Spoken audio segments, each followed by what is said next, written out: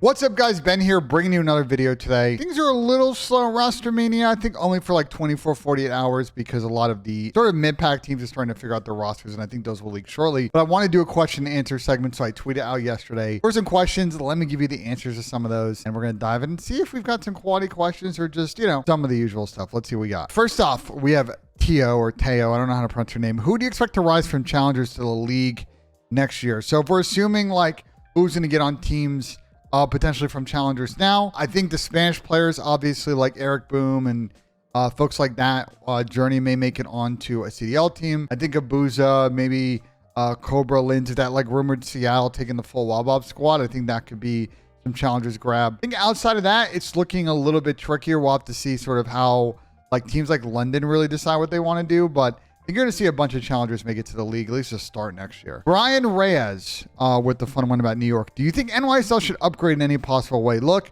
I think y'all would like to see this, but New York's going to run it back. Their team just won champs. I don't know why you'd make a change from a winning team. You want to keep the chemistry together. Yes, they got to find other sources of motivation, but don't bring the team up, run it back. Lane Camp GG, in your opinion, what is the worst part of Rostermania? For example, the stress, constantly dodging questions, trying to be creative without giving away too much, or is it something else? Thanks for your time. Worst part about Rostermania?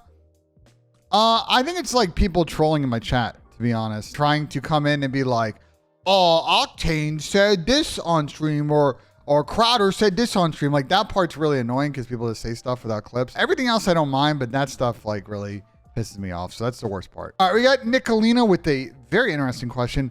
Would you be interested in the Fleng crew, Optic Watch Party crew, plus others such as those from the CDL desk, doing a draft of the CDL player pool for one of Zuma's off-season tournaments? I think it's a really cool idea. Tommy's kind of running those, I believe, with Bepsi. So I'll talk to them and see if they're interested in this idea. But I like your thinking, Nicolina. Let's see if we can make that happen. All right, we got Frozen Bones with, I think, more of a take than a question. Why didn't Seattle let Optic buy out Pred during the season for more than $500K, just to let him leave for free? Who do you think was behind this decision? Their GM or coach or someone in the higher office? I think probably top level people within the organization. I think they should have sold them, even if they weren't going to be able to meet the price. I think they should have negotiated with Optic. I know that the Optic offer wasn't necessarily money. There's a player going from Optic as well to Seattle, which I think probably complicated things. But yeah, they kind of ended up letting him walk for free, and they could have, maybe done a little bit of a stealth rebuild in the middle of the season. I know after Major 1, they probably thought that they had a good chance to be a top team all year, but looking back on it, probably selling him was the right decision. Oh, we got Wiz with a Scrappy question. Do you think Optic or FaZe will buy Scrappy? I think for now, he's staying put on Toronto. Next offseason, with the 1-year deal left, I don't know. I would say FaZe over Optic just because of, I think, the levers that FaZe can pull to probably buy him. But I don't really think anyone's going to buy him in general. I just think Toronto's going to try and hold on to him like for the foreseeable future. All right, Real Dog, or Really Doggy is his username on Twitter.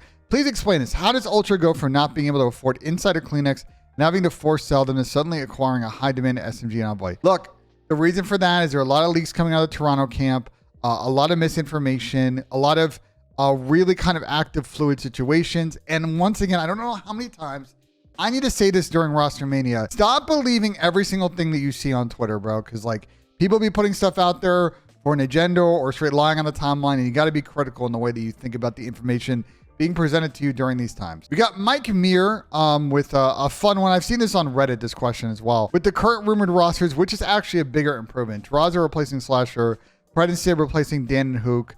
I'm struggling to see how Optic's improvement wouldn't be greater than FaZe's. I think I kind of agree with you. As much as I think Draza is a great add for FaZe, I do think that bringing in Pred for Kyler and then whoever they have play Dan, if it's Dante, if it's someone else, I think it's probably a bigger upgrade for Optic in the bigger scheme of things. I can see how people think the other way around. I just think for Optic, that's really the bigger a jump. Kamikaze, is NYSL taking a risk by not packing a punch in any position, specifically a flex? I haven't seen back-to-back champs winners ever. True, we've never seen one. No, I don't think they're taking a risk. You got to let the team, prove itself next season. If you want to make changes, sure, make changes, but you don't really break up a winning chemistry. They just won. Run it back, man. I don't see any issue in that. Yes, there's a champs curse, but you figure it out, man. This is how it goes, and I think you got to reward those players by keeping them together if they want a team. We got Martin Milton, I think is your name. Anyway, 2 questions. Little news about 100 Thieves, LA Thieves. What is their options? They have a bunch of different people they're talking to. The problem is like Minnesota, Seattle also starting fresh. Boston basically starting fresh. So there's a sort of like a big kind of free-for-all between a lot of those teams for players, LEG as well. So it's a bit mixy, and I've heard 3 different themes every single day. So I don't really know what they're kind of settled on at the moment. And then the second question, theoretically, if OPTIC gets SIB, is it safe to say they have immense talent, but lack direction structure? And do you see a hire coaches who would help fix that? I don't think coaches would fix it. I just think if Dante comes in, like, you're going to need to see Bruce really step up into a different role and be, I think, really kind of a solid backline, like elite comms type player. Otherwise, I think they're going to be super momentum based if they go down the Dante route. Or we can see Dante take that jump. One of the 2 ARs, I think, would need to involve in that way in order for the team to really hit their ceiling. We got my guy Sin with a straight up question. Has every spot in the league been filled now, or some don't know? No, every spot in the league is not being filled. Every spot in the league will probably not get filled until the fall because teams like Vegas and London are not in a rush to go ahead and fill their rosters, and I don't think that will happen until after the summer. Fun one from Freddie. Percent likelihood that Don Donna himself joins OPTIC as their 4th. Ooh, I'm going to say less than 10%. I would love Donnie to go on OPTIC. Him and Bruce have a history, and I just think there are probably players they want more over Don sort of in front of them and available now. I just don't really see it as a likely option. Got my guy Declan with the next question here. When do you think we'll start having team announcements? Also, is Draws's FaZe OPTIC decision the biggest roster choice by any player in the CDL offseason history so far? So first question, I think we'll start seeing team announcements next week or the week after. We are heading into the summer though. I don't think teams are like really in a rush to announce people, but we'll probably start to see official ones start to get out here in the next 7 to 14 days. As far as Draws's FaZe OPTIC decision, is that the biggest free agent decision we've seen so far? I don't know. I'm really curious. You guys let me know in the comments what you think, because I actually really don't know. I could see an argument for, I could see a couple arguments against, but let me know in the comments what you guys think is the biggest roster choice and if this is that one. We got Jackery Bappery, J Bappery on Twitter. What's going on with DanGhosty? Dan has got a lot of team offers. Dan is going to be on a very good team next season, and there are a number of players that really want to team with him. His stock is very high, so I think you're going to start hearing DanGhosty rumors probably in the next like 2 or 3 days, and I think he's going to end up on a really quality squad next season. He had a great year this year, and I think he's going to continue it in the next season as well. We got Nova with a fun kind of sort of logistical question.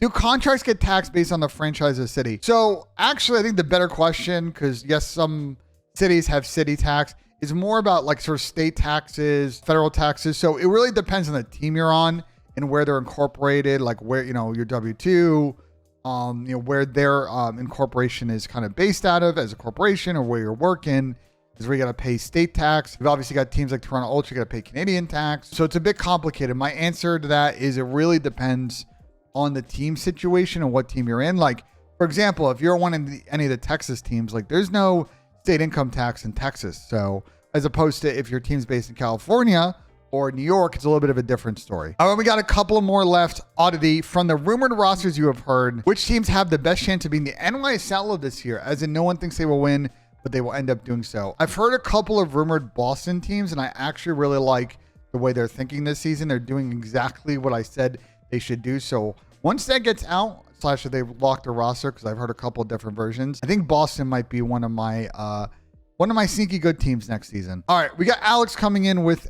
one. I actually never seen this question before, but it's super interesting. Why don't teams try to poach coaches from the other teams, i.e. opting making JCap a good deal? The teams might not be able to match. It happens. People have tried all the time. It's just coaches don't want to leave their teams. Like, this definitely happened before. You just don't hear about it. It's not getting reported. It's not getting leaked, but people have tried. No one's ever taken up one of the offers to do it. All right, we got Shelton DeMello. Last question here. Who do you think is a better fit for OPTIC, Kenny or Sib? I think for OPTIC, personally, with the team, the 3 they have right now looking for a spot, I think that they need a flex player who can obviously run a third sub if needed, but I think you need a hedge on if the Pred and Shotzi thing requires a flex player to do a little bit more dirty work, more comms, more sitting in hill, more carrying bombs. And I think that, thinking about all of that stuff, I'd rather want Kenny in that role than Sib. It's not to say that Sib can't do it. I just think I know Kenny can do it. I think it's a little bit more of a question for Sib if he's willing to kind of take a back seat in that situation. So for me,